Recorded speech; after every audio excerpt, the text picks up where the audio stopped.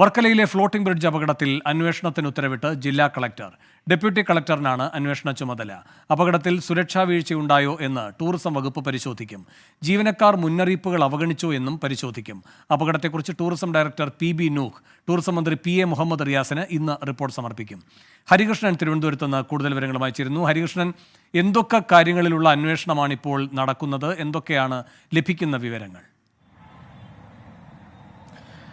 വേണു, ഈ ദുരന്ത നിവാരണ നിയമപ്രകാരമാണ് ഈ ജില്ലാ കളക്ടർ ജെറോമിക് ജോർജ് ഇത്തരത്തിൽ ഈ വർക്കലയിലെ ഫ്ലോട്ടിംഗ് ബ്രിഡ്ജ് അപകടവുമായി ബന്ധപ്പെട്ട ഒരു അന്വേഷണത്തിന് ഉത്തരവിട്ടിരിക്കുന്നത്. ഈ ഡെപ്യൂട്ടി കളക്ടറായ പ്രേംജിക്കാണ് ഇതിന്റെ അന്വേഷണ ചുമതല എന്ന് പറയുന്നത്.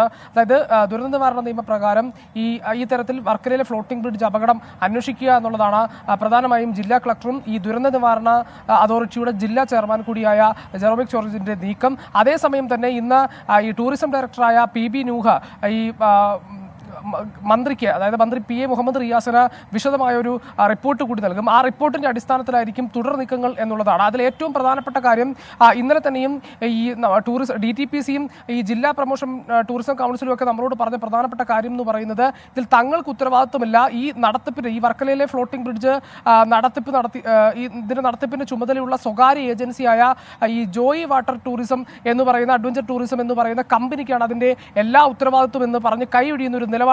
പക്ഷേ ഈ ടൂറിസം ഡയറക്ടർ PB നൂഹ് പറയുന്ന പ്രധാനപ്പെട്ട കാര്യം എന്ന് പറയുന്നത്, ഈ സ്വകാര്യ ഏജൻസികളോടൊപ്പം തന്നെ ഈ സർക്കാർ ഏജൻസികൾക്കും അതിന്റെ ഉത്തരവാദിത്വത്തിൽ നിന്ന് പിന്മാറാൻ കഴിയില്ല. അതുമാത്രവുമല്ല, ഈ ജീവനക്കാർ, ഈ വേലിയേറ്റ സമയമായിരുന്നു, ഉയർന്ന തിരമാല ജാഗ്രത നിർദ്ദേശം ഉൾപ്പെടെ നടത്തിയിരുന്നു. ആ സമയത്ത് അത്തരത്തിൽ ആളുകളെ കയറ്റുന്നതിൽ വിലക്കേണ്ട ഒരു സാഹചര്യമാണ്. അത് എന്തുകൊണ്ടവർ അവഗണിച്ചു?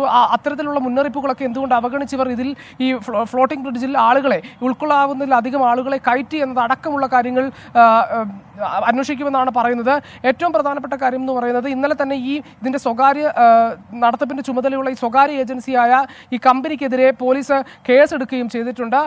അതിന് പിന്നാലെയാണ് ഇപ്പോൾ ഈ സംഭവവുമായി ബന്ധപ്പെട്ട് ജില്ലാ കളക്ടർ ഇത്തരത്തിലൊരു അന്വേഷണത്തിന് ഉത്തരവിട്ടിട്ടുള്ളത്. വേണു, ശരി. ഹരികൃഷ്ണനാണ് തിരുവനന്തപുരത്ത് നിന്ന് വിവരങ്ങൾ നൽകിയത്.